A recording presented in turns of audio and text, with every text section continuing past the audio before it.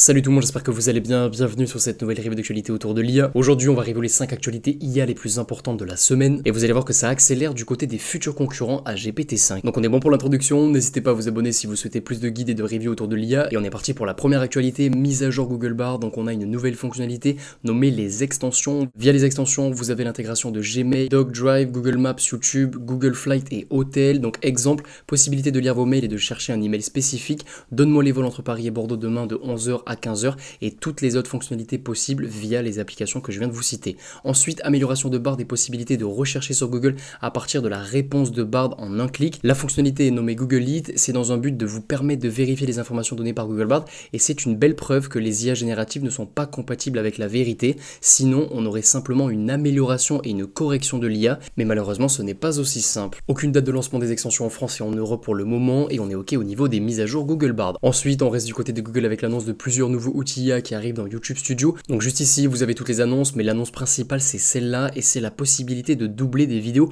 automatiquement de l'anglais vers l'espagnol et de l'anglais vers le portugais. Donc à terme, vous vous en doutez, on aura le doublage de l'anglais vers le français et on aura également l'inverse, le doublage du français vers d'autres langues. Donc à terme, la langue ne devrait plus être une barrière sur YouTube. Et le point négatif, mais il est compensé par un point positif, nos youtubeurs se retrouveront en concurrence avec des productions bien plus importantes que ce qu'on a en France, avec beaucoup plus de budget, mais on pourra aussi être en concurrence avec elles. Donc ce sera aux youtubeurs français de redoubler d'efforts et surtout de penser à s'orienter vers l'international. Prochaine actu, les réponses d'OpenAI à Gemini, GPT Vision, Gobi et GPT-5. Donc OpenAI ne souhaite pas laisser Google via Gemini seul sur les IA multimodales. La première étape pour OpenAI, c'est l'intégration de DALL-E 3 dans le chat GPT. La deuxième étape, c'est l'analyse d'images, nommée en interne GPT Vision. Aucune date de lancement pour le moment, mais début 2024 selon moi, et OpenAI pourrait accélérer si Gemini sort d'ici la fin de l'année. Et justement, Google aurait démarré une phase de testing autour de Gemini, mais GPT-4 ayant demandé plusieurs mois de test, Google ne pourra pas accélérer cette étape par magie, donc on revient finalement sur début 2024. L'objectif pour Gemini et OpenAI, c'est de parfaitement comprendre les images et le texte, et de pouvoir manipuler les deux types de data. Google va accomplir cet objectif avec Gemini, et du côté d'OpenAI, la meilleure solution est de partir sur une IA construite comme multimodale dès le départ, qui serait donc égale ou supérieure à Google Gemini. Et une IA qui répond à cette problématique serait activement en développement du côté d'OpenAI.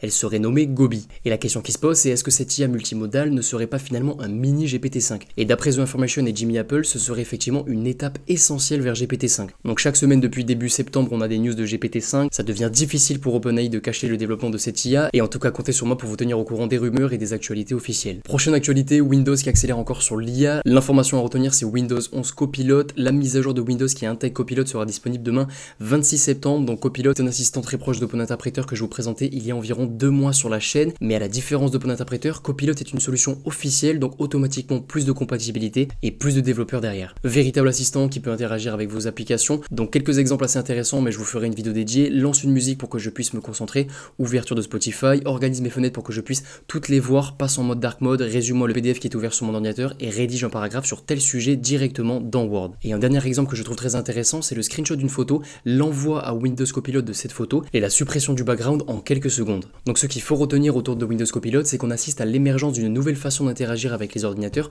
dopée par l'intelligence artificielle. Et du côté des pros, Copilot sera en mesure de rechercher dans toutes vos datas, y compris les emails, les réunions, les chats, les documents ainsi que sur le web. Ensuite, Bing AI X DALL-E 3, Bing rendra le dernier modèle texte-to-image DALL-E 3 accessible gratuitement directement sur Bing AI. Aucune date, mais ce serait en théorie juste avant l'intégration sur ChatGPT, étant donné que Microsoft a certaines exclusivités sur OpenAI. Juste ici, vous avez toutes les informations autour de Windows Copilot. Et pour conclure, Windows accélère sur l'IA et vous permettra de décupler votre productivité et de gagner un temps conséquent. Prochaine actualité, Alexa X IA génératif, c'est une très grosse news.